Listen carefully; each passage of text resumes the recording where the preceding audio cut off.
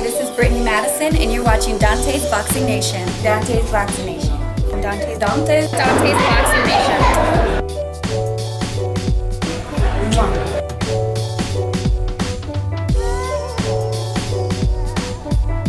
You know, I mean, you look at Amir's career and you look at my career. It speaks for itself. I mean, dude, like I told you, I'll fight anybody. Amir is one of them. I'll fight him. I'll fight you, Amir. I'm not afraid of you. Let's fight whenever time you want to. Let's make it happen. If you want to fight after this fight, we can make it happen. It just, man, you know, they already know.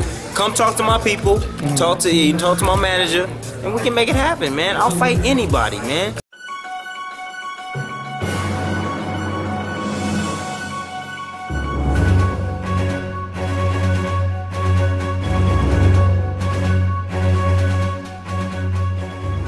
Dante's Boxing Nation, what's going on, guys?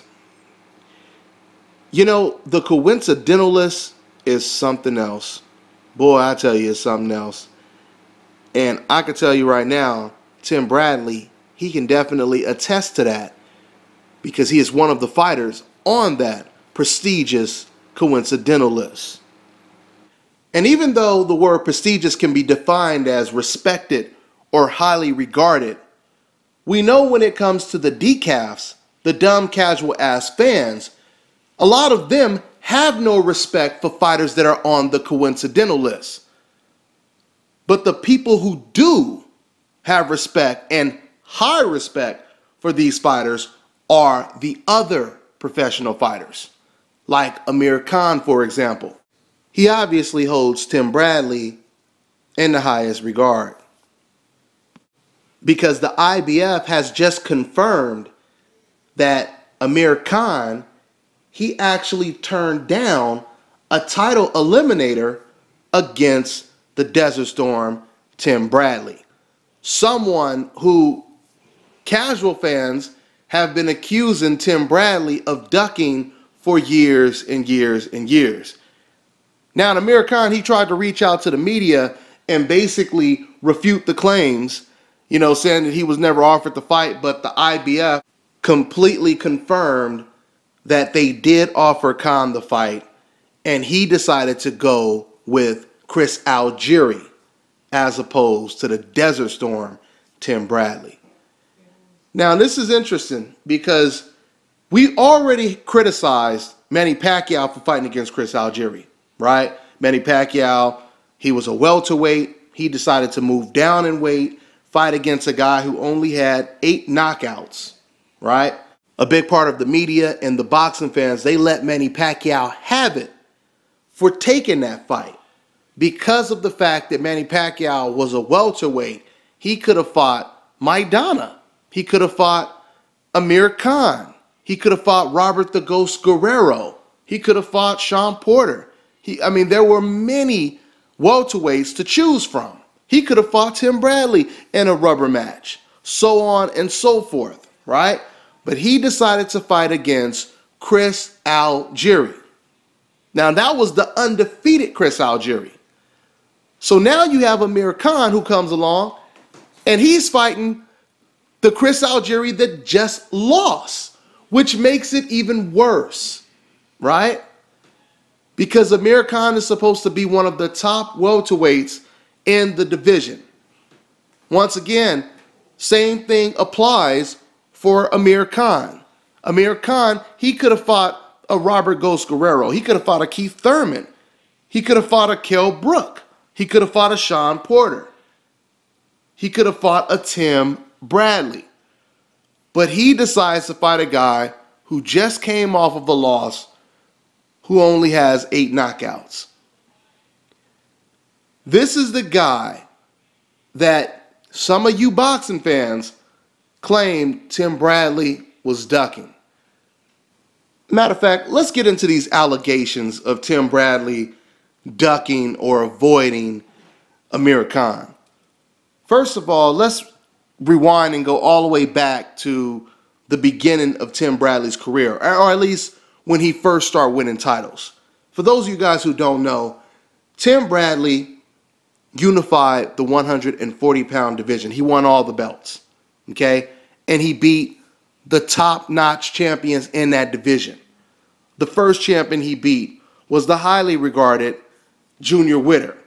Okay, he beat him. Then he unified the belts by fighting against Kendall Holt. He beat an undefeated Devin Alexander. He also beat Nate Campbell. I know the fight was stopped prematurely, but as far as I'm concerned, he won the fight. Then he moved up to the welterweight division. And regardless what you guys think of the decision, he beat Manny Pacquiao. Now, the whole reason Tim Bradley never fought Amir Khan was because he got an opportunity to fight against Manny Pacquiao. Okay? Obviously, if you have an option to fight Manny Pacquiao or Tim Bradley, you're going to fight Manny Pacquiao. That's just common sense. Now, after Tim Bradley beat Manny Pacquiao, he comes back and he beats Ruslan Provodnikov. Then he beats Juan Manuel Marquez, the guy who had just knocked out Manny Pacquiao. Then we know he loses to Manny Pacquiao in a rematch. Now, after Tim Bradley faced all of these great champions, now Tim Bradley says, okay, Amir Khan, let's go ahead and make the fight. Not only does Tim Bradley want to make the fight, but the IBF organization wants to make the fight. In fact, they want to make the fight a title eliminator. So the winner of the fight is the mandatory challenger for Kell Brook's welterweight title.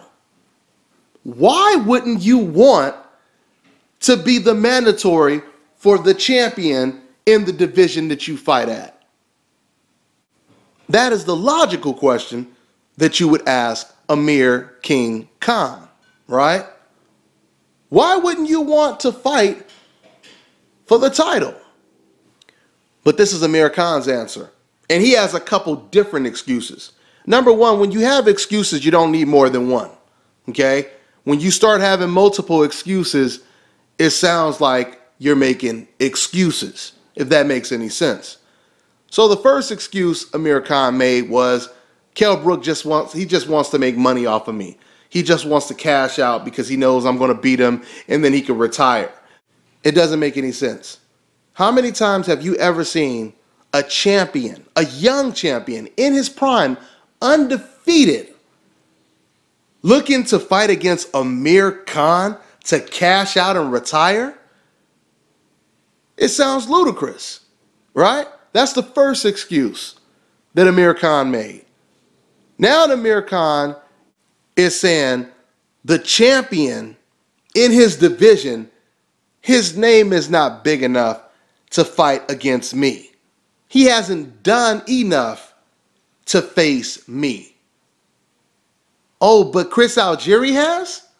How does that work, Amir Khan? Chris Algieri just came off of a loss. Kell Brook just won the title against one of the best undefeated welterweights in the division, which is Sean Porter. How do you make sense of this? There's no way you can make sense of it. The only way it would have made sense for Amir Khan to say something like that is if he decided to fight Keith Thurman next, right? Somebody on that level. But you're fighting against Chris Algieri, so it doesn't make any sense. And obviously, we know why he's doing this. We know Amir Khan is doing everything he possibly can to try to secure the sweepstakes to fight against Floyd Mayweather. But I think at the end of the day, this Algieri move, it makes Chris Algieri look even worse when it comes to being an opponent for Floyd Mayweather, should Floyd Mayweather beat Manny Pacquiao. I think it would have looked a lot better if Amir Khan would have took on Kell Brook. He would have won the IBF belt, and then you're sitting there next to Floyd Mayweather as one of the champions. There's more of an incentive for Floyd Mayweather to fight you. Unify the belts before he retires. But you're fighting against Chris Algieri, who does not have a belt at the welterweight division. You know, it's pretty ironic that Amir Khan is accusing Kell Brook of trying to cash out by losing to him, Amir Khan, that is. But the truth or the fact of the matter is, the only person who's trying to cash out right now is Amir Khan. He's trying to cash out by fighting against Floyd Mayweather. And don't get me wrong, that would be a very competitive fight.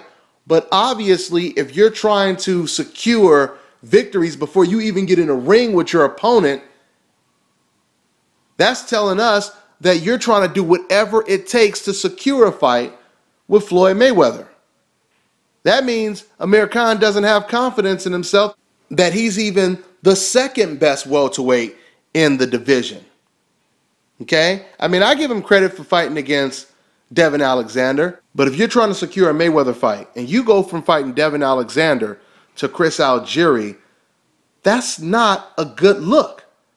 And that doesn't really help build a Mayweather-Khan fight, with you coming off of a Chris Algieri win. It would have been a hell of a statement if you would have been coming off of a Kell Brook win going into the Mayweather fight, right? Hell, it might have even been a bigger statement if he had just beat Tim Bradley going into the Mayweather fight. Now, what makes this so sad is there's not even a guarantee that Khan is even going to get the Mayweather fight. And if he doesn't get the Mayweather fight, then he's going to be stuck. He's going to be forced to fight one of these beasts in the welterweight division. Tim Bradley, Keith Thurman, Kell Brook, Robert Ghost Guerrero. I mean, the list goes on and on and on. Now you got fighters like Errol Spence. He's coming along and he's willing to fight any and everybody. I mean, there's a lot of fighters at the welterweight division. You guys have to understand something. When it comes to Floyd Mayweather, look at how many top-notch, undefeated, pound-for-pound champions that Floyd Mayweather faced within the last 18 years. Let's see where fighters like Amir Khan and other fighters are. Shit, not 18 years from now, even 5 years from now. Let's see where they are. That's all I got. I'm on to the next one.